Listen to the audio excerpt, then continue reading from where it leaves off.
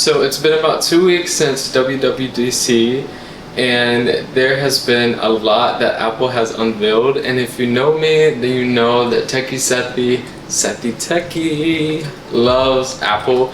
So I'm super excited to go over what Apple announced this week and dive into some of the details and talk about this liquid gas. This liquid glass. I can't talk. Apple took things a little differently this year and led us into this liquid glass design, which also they announced that every 10 years they want to do a refresh of the iOS, which is what we expect. So from iOS 7 up until now, there's not really been a big design change. So liquid glass is their new iOS 26 release and the biggest part of what makes iOS 26 so special. In addition, they renamed things, so instead of iOS 19, which is what we expected, they kind of changed the naming of the different platforms. So instead of iPadOS or visionOS, etc. 19, they're going to rename it so it matches the year that it's going to be supported. So next year is 2026, so therefore iOS 26 is the new name. Liquid glass is all everyone's talking about from Apple, and it's across the board on every platform that Apple has, so we can expect to see it in even the Apple Watch. And I'm really excited to see how this is going to look and feel in person and get my hands on it. A little backstory, I did just download iOS 26 developer beta. Unfortunately, it was so buggy and I couldn't use it for my work. I was unable to continue using it on my personal device. I wish I had another iPhone or something that I could use to really test it and play around with it, but unfortunately I had to revert back to iOS 18. But when I did have my hands on it, I was obsessed with the look and feel of it. When it did work and there weren't a lot of bugs, it was very, very beautiful and just stunning to use. However, I'm really excited to see the public beta, and hopefully I can download it then and really go more into detail of what iOS 26 and all the other platforms have to offer. I do love downloading the betas just because I'm very anxious and don't feel like waiting until the fall of the year to get the new updates. So I'm really excited to see what this new update is going to bring, and yeah, let's get into the details of what WWDC unpacked. So I already have the land page for the OS platforms, or their overview of what was announced. So we do know that there's going to be a new lock screen design that incorporates the new liquid glass, and I'm really stoked for that because this little clock or whatever on the front of the wallpaper is very dynamic, and it adapts to whatever you put as a wallpaper, and it's beautiful with the liquid glass font. And it's just so aesthetic to me, and that's another reason why I just love Apple so much. Everything they do is just, they do it correctly for the most part. Cue Apple intelligence. I guess we'll just go through each platform to make life easier. This landing page for the overview is just going over really what the liquid glass is going to look and feel like throughout all of the platforms.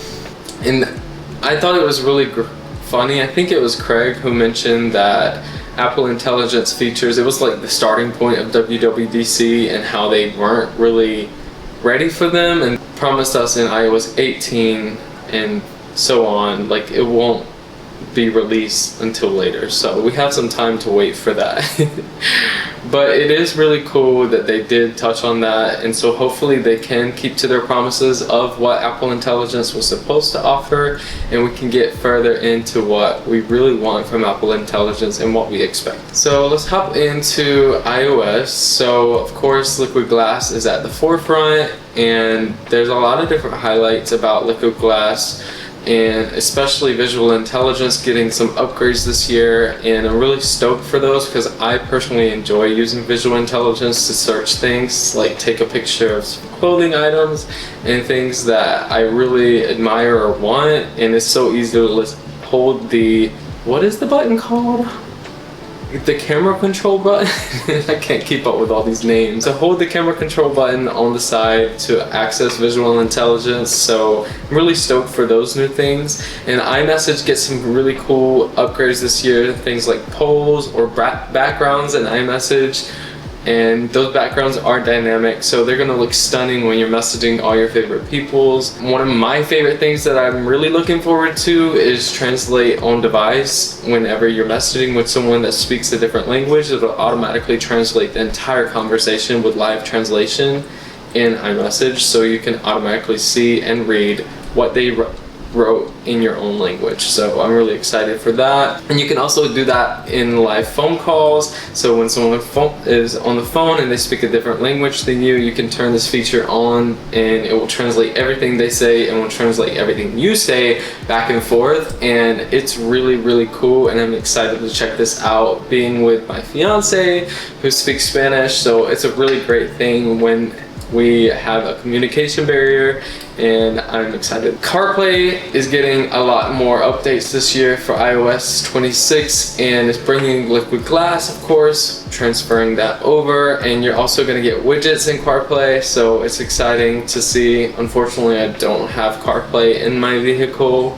I used to, and I'm really sad I don't, because CarPlay Ultra was just announced a few months prior to WWDC, and it's super beautiful and super cool to see what companies like Porsche is going to take advantage of with Apple and CarPlay. Of course, there's just more about the design, and then yeah, it's a lot about the design. I think that was like the major thing for iOS. I think I've touched on the majority of this. You can now create a digital ID and store it in the Apple Wallet app. It can be used at TSA checkpoints in different apps and in person. So I'm excited to see what companies and how traveling experiences will change when you have your digital ID on tap. There's a lot more that they didn't really cover in the keynote, but one of the cool things that I'm excited about is AirPods camera remote. So you can press the button on the AirPods Pro and it will start the camera recording, and then you can also capture high quality audio during video conference calls and record in high definition.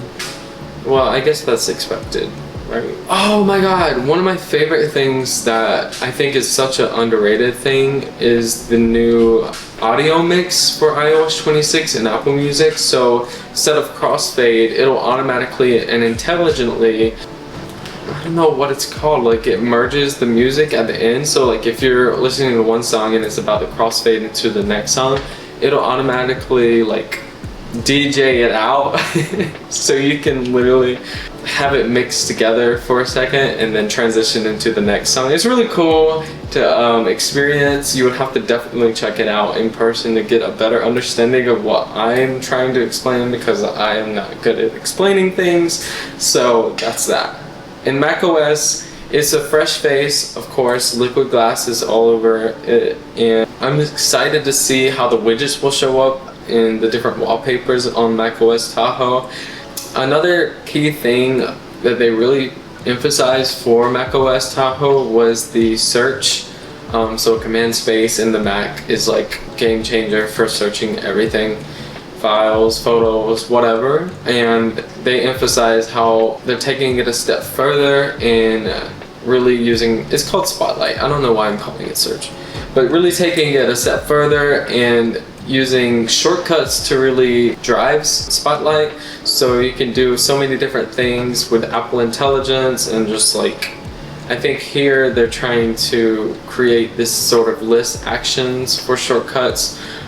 Personally, I haven't really gone really in depth with shortcuts. There's some really cool ones that I have checked out, but this is very tempting for me to take shortcuts even further, because there's some really cool things that you can do, especially with Apple Intelligence now. So I'm excited to check that out for macOS Tahoe. What else is fun for macOS Tahoe?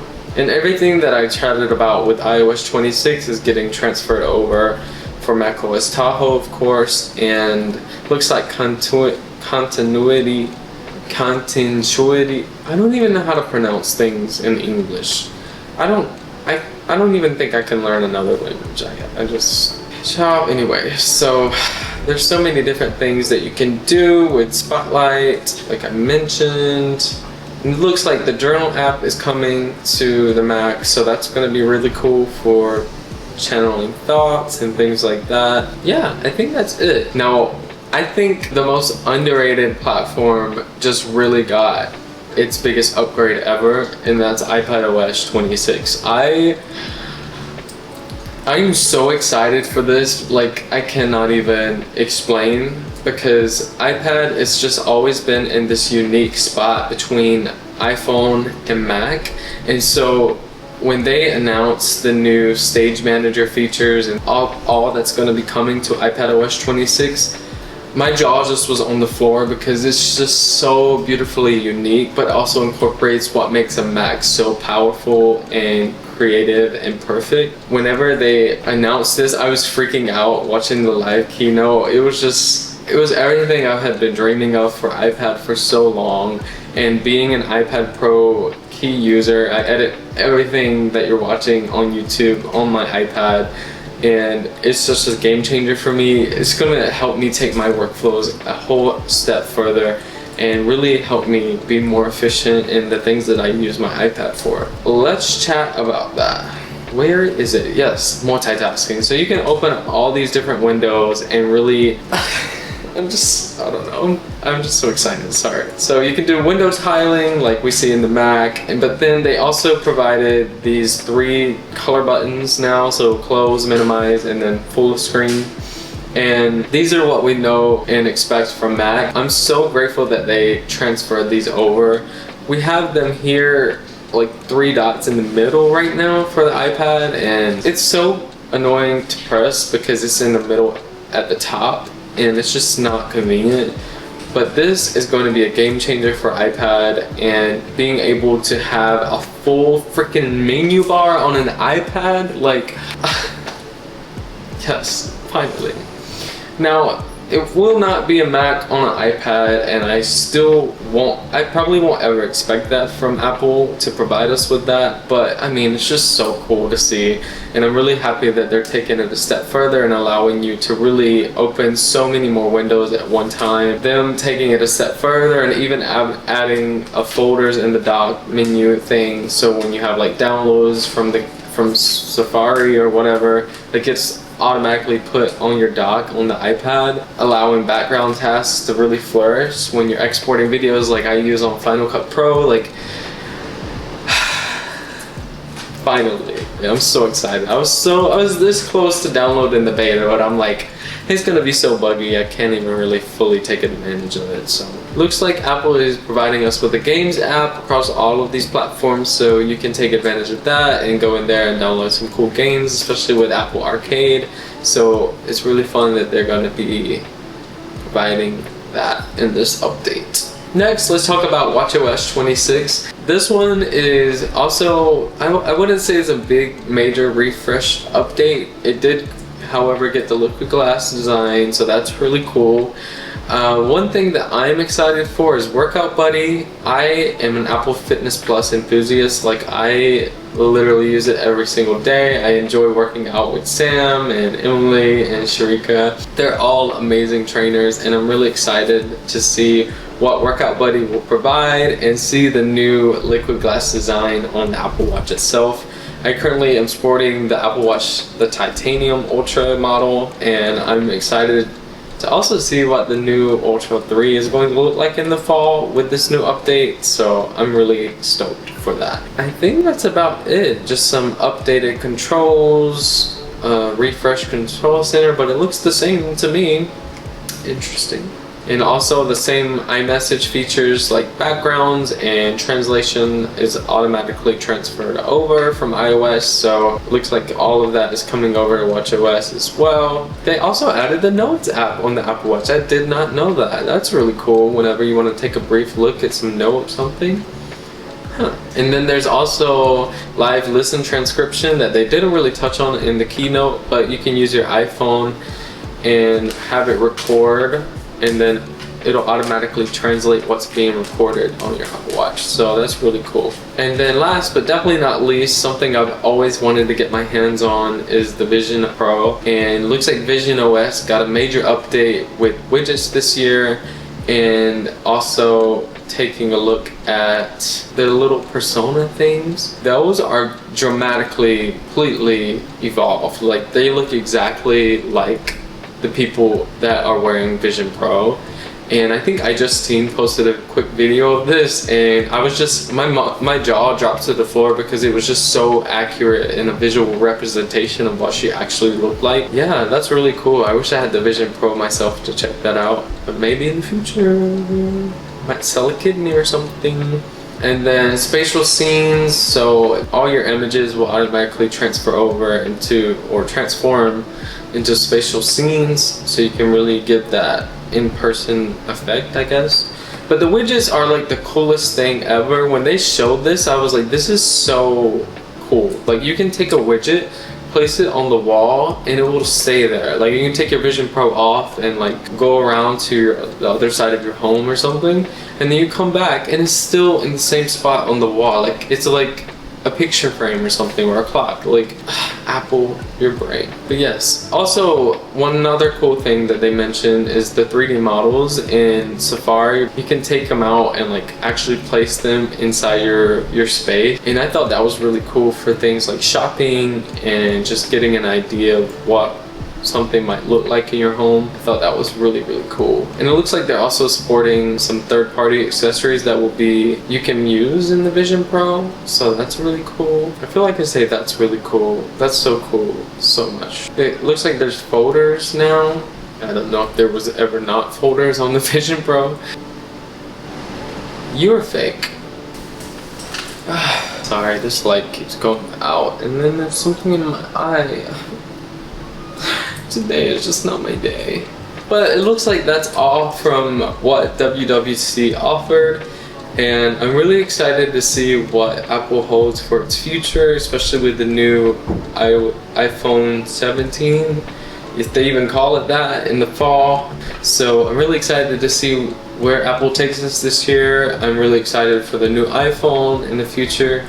I'm kind of bummed there wasn't any cool like HomePod update, or there was rumors about a screen speaker device for your home. So I'm really excited to see what this fall event is going to bring, since we didn't really get any hardware announced at WWDC. So hopefully something cool comes and we get surprised and spoiled like Apple always does, like with this liquid glass design. That's all, folks. I am so happy to be here making videos for you guys. Like always, please like, comment, and subscribe, and keep watching. If you really enjoy my videos, I have so much more that I'm bringing for you guys. And like always, be you, stay true. Love you. Toodles.